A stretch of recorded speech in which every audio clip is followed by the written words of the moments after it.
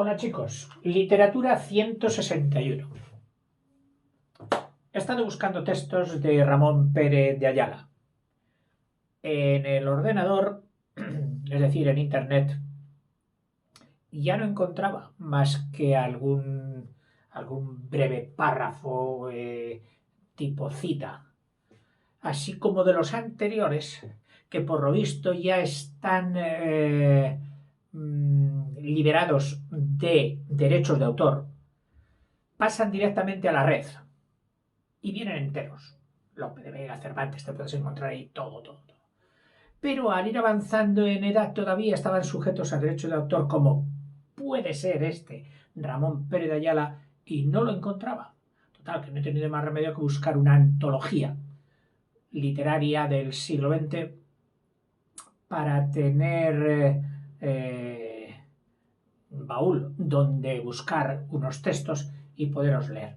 Por eso que he conseguido de segunda mano, con unos precios muy módicos, esta antología de la literatura española del siglo XX, de Arturo Ramoneda. La he estado ojeando y yo creo que me va a cumplir bastante bien para lo que nos queda de literatura. Y sin enrollarme más, pues ya paso a Ramón Pérez de Ayala, que has visto en el vídeo anterior, su vida, su obra y todo esto.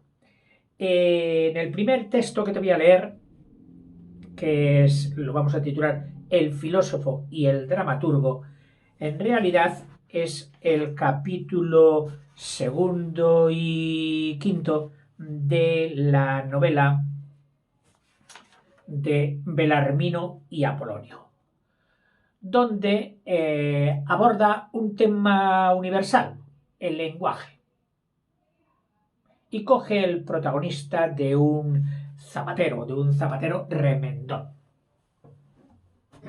de los que si saben mucho, pues hacen zapatos. Y si no saben tanto o les sale más a cuenta, pues se dedican a componer, es decir, a arreglar los desperfectos que van sucediendo al andar. Hoy, en las sociedades de consumo, esto ya cada vez va a menos porque el calzado ha logrado rebajarse a unos precios en que merece más, o sea, es más económico comprar un par de zapatos nuevos que llevárselos al remendón, o al rápido, que llaman también en otros sitios. En fin, te leo este texto del señor Belarmino. El menaje profesional de Belarmino se reducía a los más indispensables utensilios de zapatería, de los cuales don Restituto le había hecho graciosa donación: unas pinzas, un rebote de correderas, una gubia, un desborrador americano para quitar la borra del calzado. La gubia es como un formón, pero en vez de tener el filo cortante plano, lo tiene en curva. Se utiliza lo mismo en zapatería que en escultura para madera y todo esto, y los ebanistas también. Bueno, pues esto tenía un rodillo de picar, un sacabocados que sirve para hacer los agujeros, todavía pues para hacer en un cinturón que te viene grande porque estás delgadito, pues hay que hacer más ojales. Trae el sacabocados, eso sí, clic, saca un redondelito, un disquito de badana o de cuero, y ya puedes meterle hebilla. Varias leznas, que son como puntas agudas que hacen el agujero para abrir paso a la aguja, porque claro, el cuero es duro.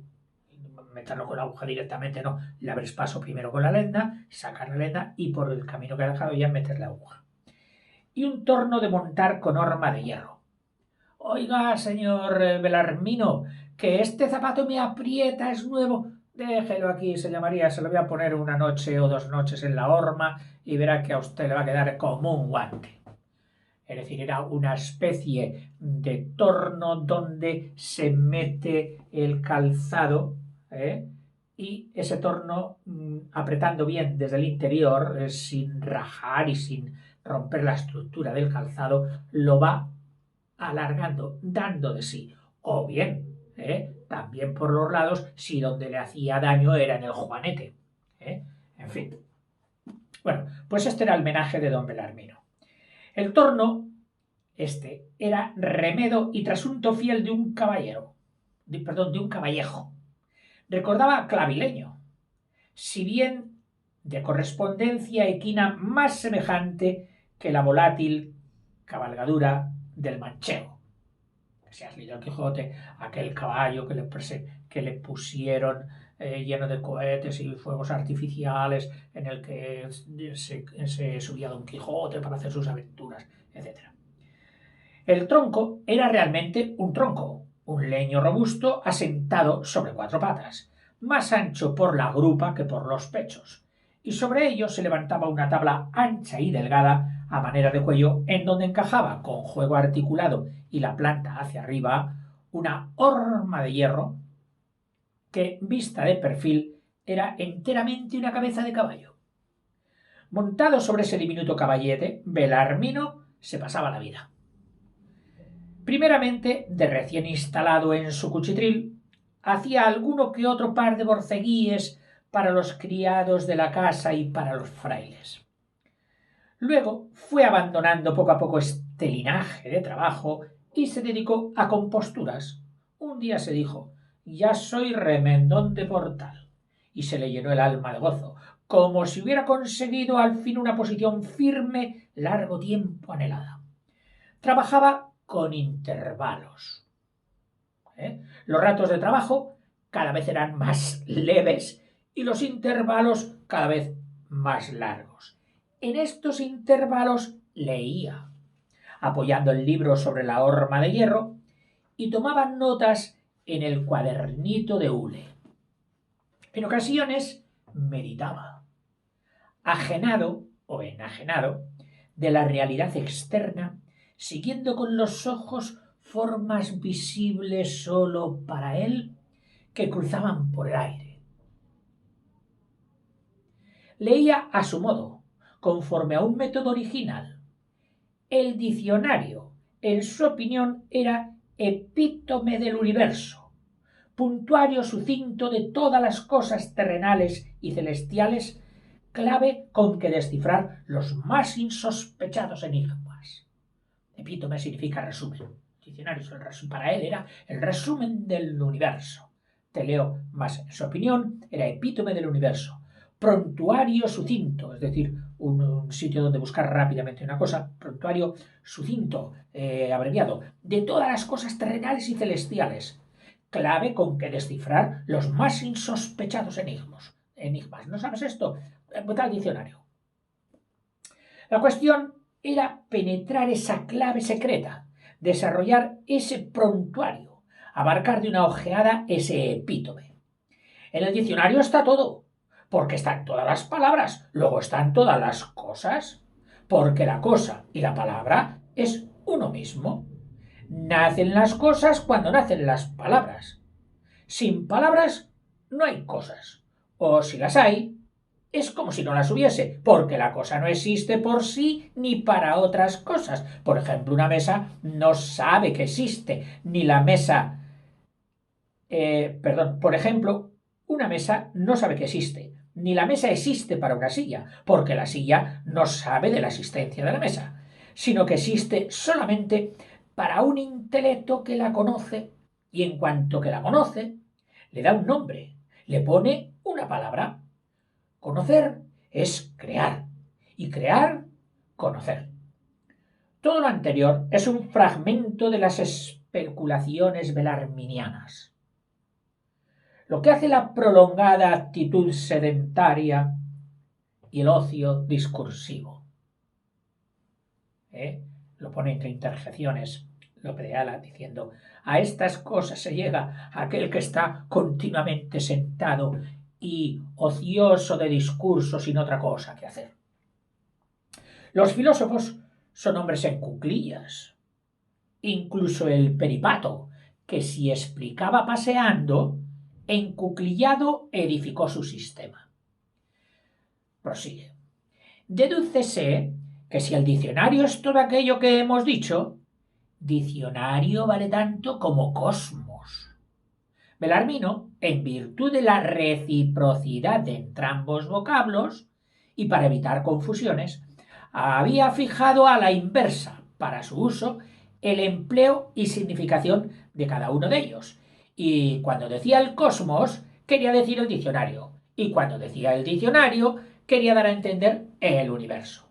Si le pedía a Angustias que le diese el cosmos, la niña, por experiencia, ya sabía que le tenía que entregar aquel libraco, el cual para ella era tan lógico que se llamase cosmos como que se llamase diccionario.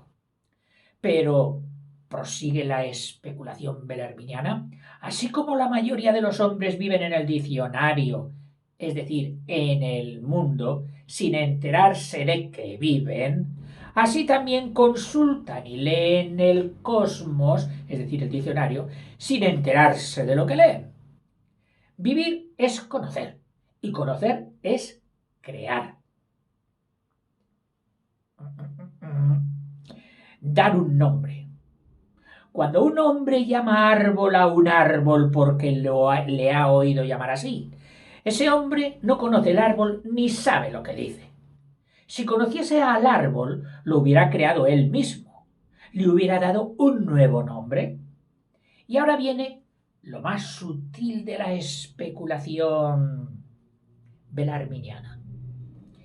En el cosmos, es decir, en el diccionario, están los nombres de todas las cosas, pero están mal aplicados, porque están aplicados según costumbre mecánica y en forma que, lejos de provocar un acto de conocimiento y de creación, favorecen la rutina, la ignorancia, la estupidez, la charlatanería gárrula y el discurso vulgar, vacío y memorista. Están los nombres en el cosmos, es decir, en el diccionario, como aves en jaula, o como vivos narcotizados y escondidos en sepulcros con 7 sellos, con 7 cerrojos. Belarmino hallaba una manera de placer místico, a modo de comunicación directa con lo absoluto e íntima percepción de la esencia de las cosas, cuando rompía los sellos sepulcrales para que se alzasen los vivos enterrados y abría las jaulas para que las aves saliesen volando. Leía las palabras del cosmo, es decir, del diccionario, evitando con el mayor escrúpulo que rozasen sus ojos la definición de que iban acompañadas. Leía una. En rigor, no es que la leyese, la veía. Materialmente, escapándose de los pajizos folios, caminar sobre el pavimento o volar en el aire, o diluirse nebulosamente en el techo. Unas veces eran seres, otras eran cosas, otras conceptos e ideas, otras sensaciones de los sentidos, otras delicadas emociones. Tal vez se producían resultados que, para un espíritu superficial, pudieran parecer cómicos, pero en el fondo todo era muy serio.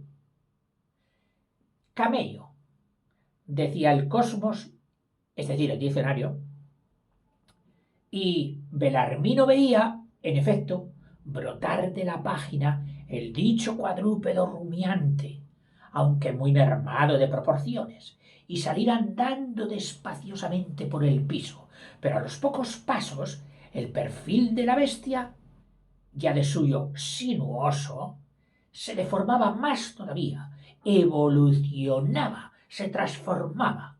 El animal se ponía en 2 pies, aparecía vestido con uniforme.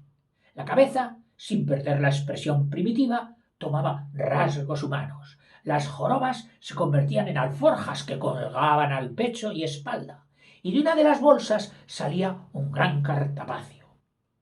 Belarmino acababa de comprender un ser del diccionario, es decir, del mundo sensible, y por conocerlo había creado una nueva palabra, camello. De allí en adelante significaría para él ministro de la corona, ministro del gobierno.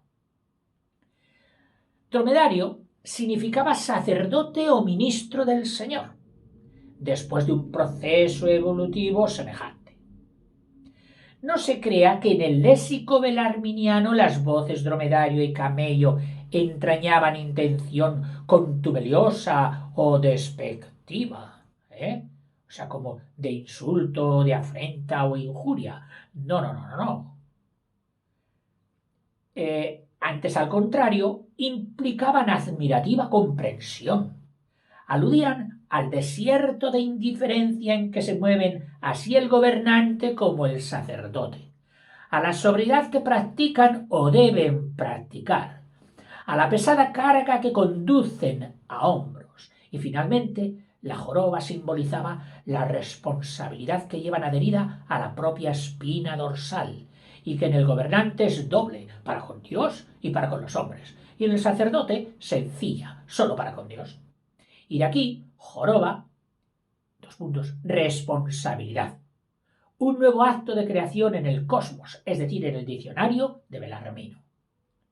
Otras palabras le producían únicamente sensación de cualidades físicas, pero las palabras que con mayor ansiedad perseguía, las que le transían,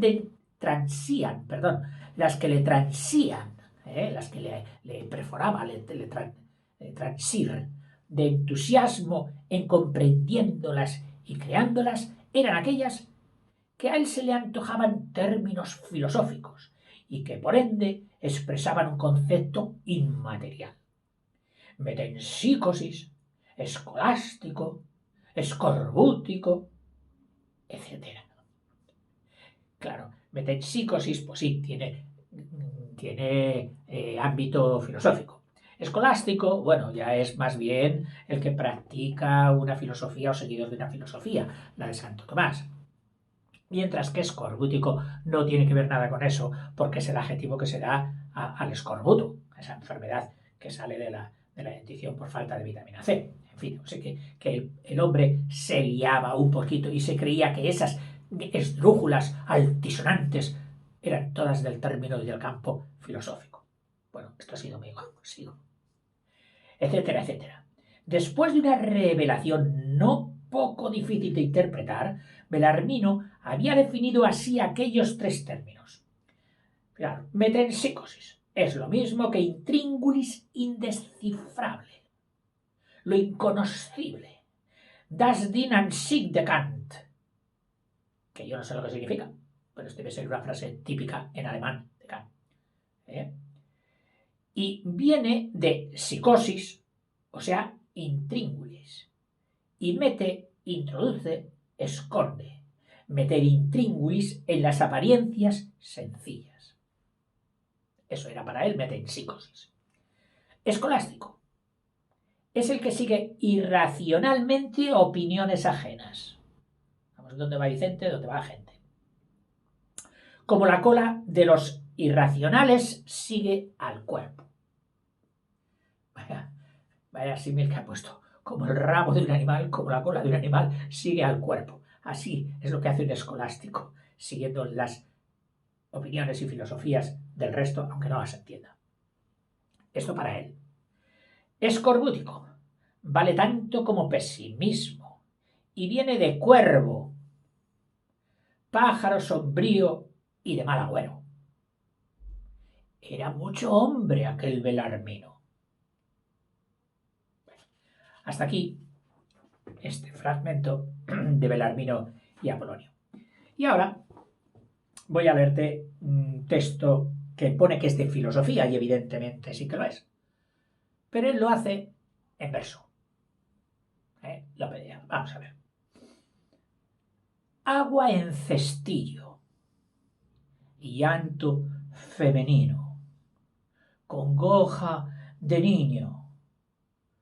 Todo es uno y lo mismo.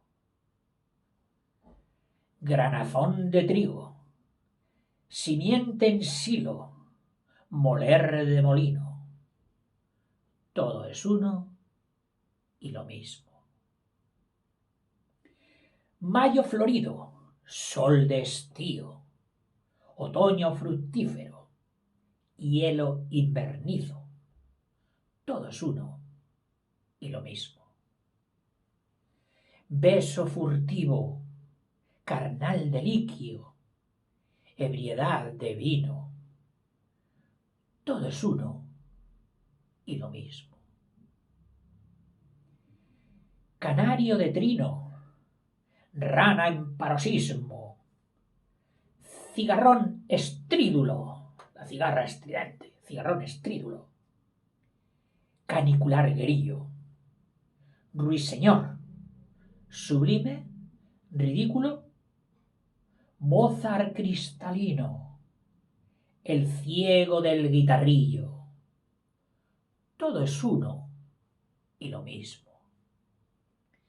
Príncipe o mendigo, tabardo harapiento o armiño, Burdeos, Borgoña o Tintillo, todo es uno y lo mismo.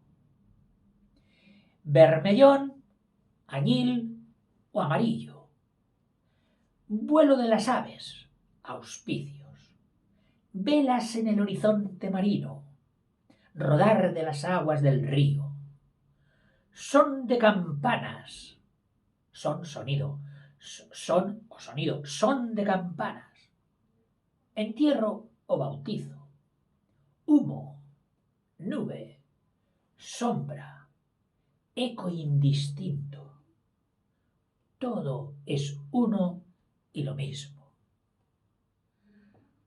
Todo es fugitivo, todo es efímero ante el infinito, pero al tiempo mismo todo es divino. Cabos, hebras, hilos de un solo ovillo, el infinito. Te repito esto último, porque después de haber hecho todas esas descripciones, ahora parece que te da una razón de por qué dice que todo es lo mismo.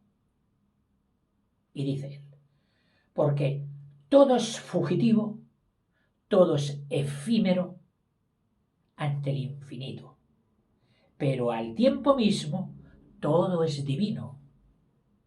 Cabos son cabos, hebras, hilos de un solo ovillo, el infinito. En un mundo se enlazan innumerables hilos. En el punto que pisas se cruzan todos los caminos. Todo es necesario y todo es preciso. Por lo tanto, amigos, besemos sin tino el labio encendido. Bebamos el vino, sembremos el trigo. Tripulemos un navío rumbo a lo desconocido. Flotemos en el caudal del río. Elevemos los ojos al Olimpo y hundamos los pies en el abismo. Gocemos del rosal y del árbol frutecido, de los crepúsculos indecisos matutinos y vespertino, del mediodía, y cuando la noche está por filo, del calor perezoso, del vigoroso frío. Lloremos llanto femenino, sintamos congojas de niño, cojamos agua en cestillo. Mañana haremos lo mismo si mañana vivimos. Un instante vivido es un compendio de siglos. Así pensó el egoísta exquisito. El esteta así dijo. Así quieren el desalentado y el místico. Y replicó un murmullo íntimo: todo es necesario y preciso, pero todo a su tiempo debido y cada cosa en su sitio. Desnudo el pecho, las sienes en cirio, la planta acaso en el limo. Totalidad, sueño imposible. Armonía, apuntad a ese hilo. Lo justo y lo armonioso, uno y lo mismo.